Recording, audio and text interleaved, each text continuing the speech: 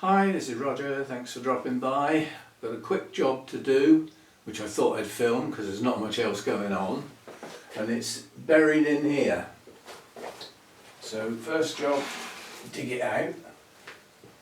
It's easier said than done when they get this big, because it's so easy to knock something over. In fact, it's going to be easier to get that out of the way. Ugh. And then we can get this one out with any luck, because it's a big one and it needs a different tray, which I'll do now as well. These will get watered tomorrow. These size pots don't, hang on, let me turn around, you can't see, can you?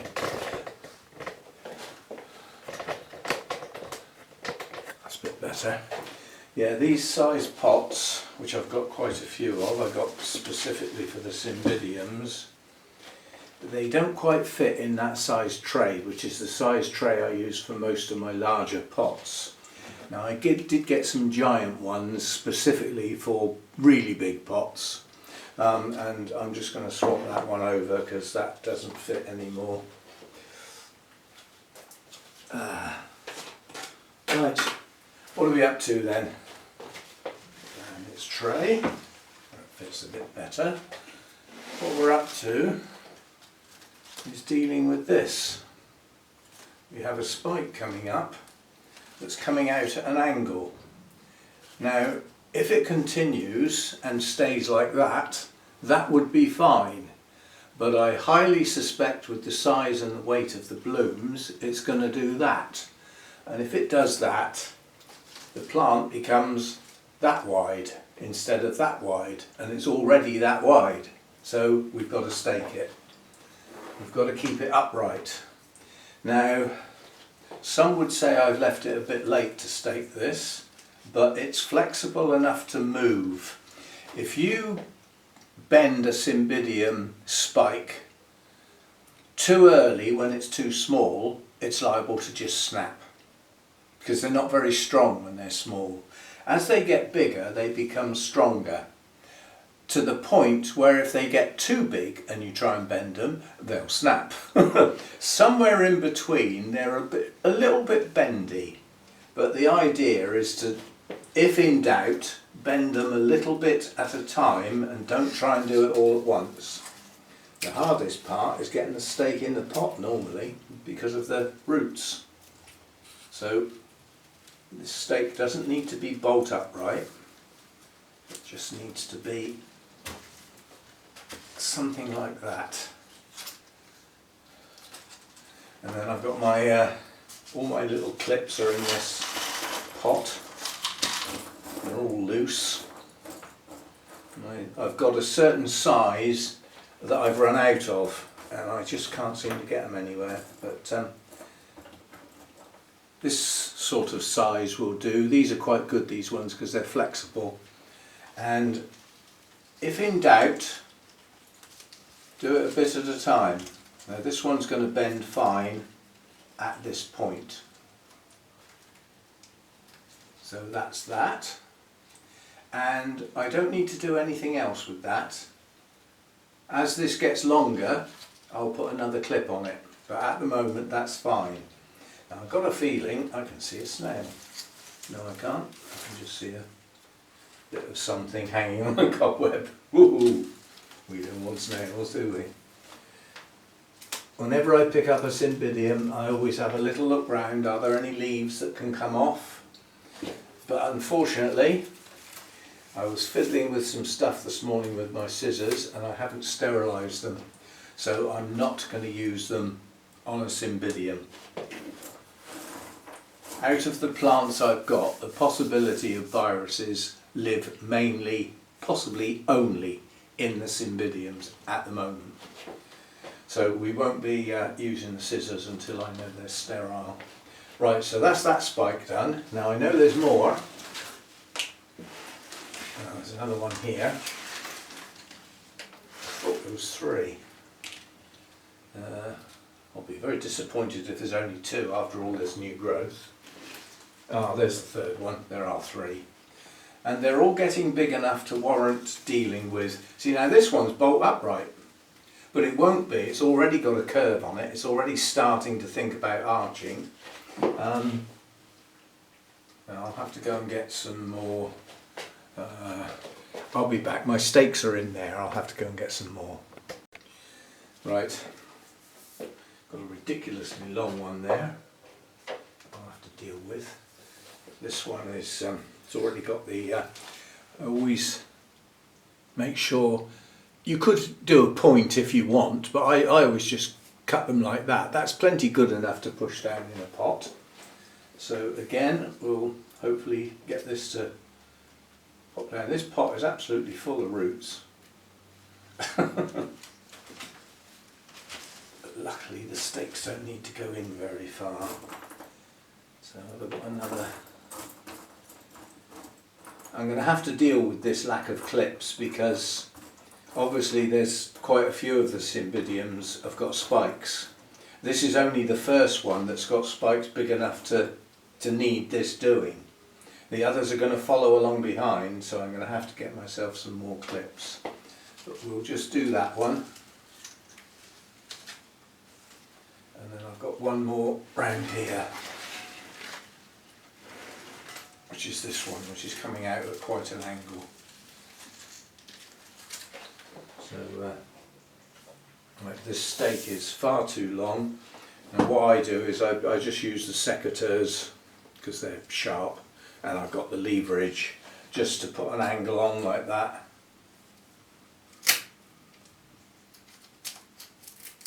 And that just gives me a sort of point like that. And then again, we'll just get that in. This one's going to have to be bent quite a bit. I'll stake in about there. And I'm already getting short on clips. This is possibly the last large one that I've got.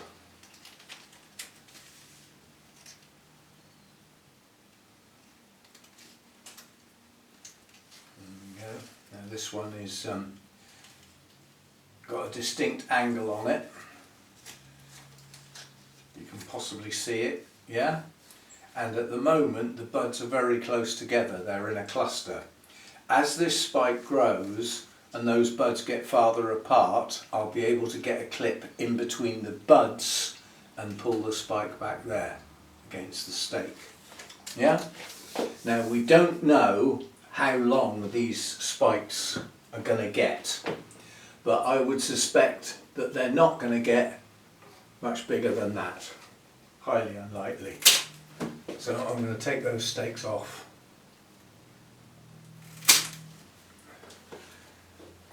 Just so that they don't stick up too much. And then we're going to have to go and search the internet to try and find some decent plant clips. These little ones like this, they're no good, they're just too small. They're fine for things like Oncidium spikes and stuff like that. They're no good for thick Cymbidium spikes. I need something a lot. These grabby clips are the ones I like best. If I can get some much bigger versions of that, I'll be over the moon. But if not, these are sort of okay, but you've got to open them manually. You haven't got the handles on them like the others. So I'll find something. Job for me to do. And this is the only Cymbidium with spikes far enough advanced to actually warrant staking. So that's the only one I've got to do, and that's a job done. These are due for watering tomorrow. I could have left that till tomorrow, but I thought we'd get on and do it today. And yeah, job done.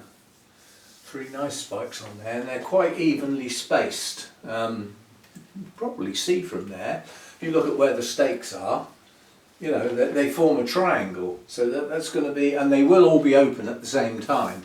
I mean, that one round there is the most advanced. This one's not far behind, and that one's a little farther behind than that. But they will all be open at the same time. And this is What colour are we looking forward to? This is the bronzy coloured one. I'll put a pop-up. So in anticipation of what we're going to get. But when I water tomorrow, that will be the first time where I need two different types of feed, because we do have spikes now, and anything where there's spikes developing on the Cymbidiums, we're going to use the other alternative fertiliser, the low nitrogen stuff, the so-called bloom, and see what it does. You know, the idea is we should get more compact spikes with larger blooms with brighter colours. That's what that stuff's supposed to do. We'll find out. And I'm pretty sure I've got a picture of what this looked like last year. I will put that up now, and obviously it's been put to one side, so when these blooms start to open we can do a direct comparison and see if the blooms are different. And this year when I film the Cymbidiums in bloom, I'm going to make a point of coming back with the camera to actually get the whole spike, or one of the spikes, in shot to get a still from it. Now obviously it's going to be a long thin still, you know, which when you've got a video that's that shape, a long thin bit, there's a lot of black either side, but it'll make the point of being able to do the comparison between the two types of feed. So I think it'll be worth doing. Anyway, that's that job done, and I don't think there was anything else. No, I did find an Oncidium this morning that's got 2 spikes on one of the new growths. It has 3 new growths, I think, so the chances are there will be 6 spikes on that. I think there were 6 spikes on it when I got it. I got it at Burnham's in bloom.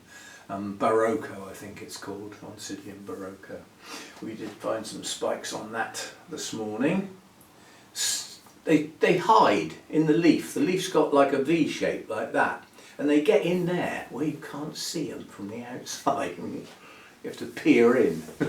Anyway, I found them, so I'll mark that one down as in bud. And there's also, I need to go and update my notes, because there was one plant where the bloom's actually finished. So you know, I always put the date the first bloom opened and the date when the last bloom drops, so that I know the period it's in bloom for.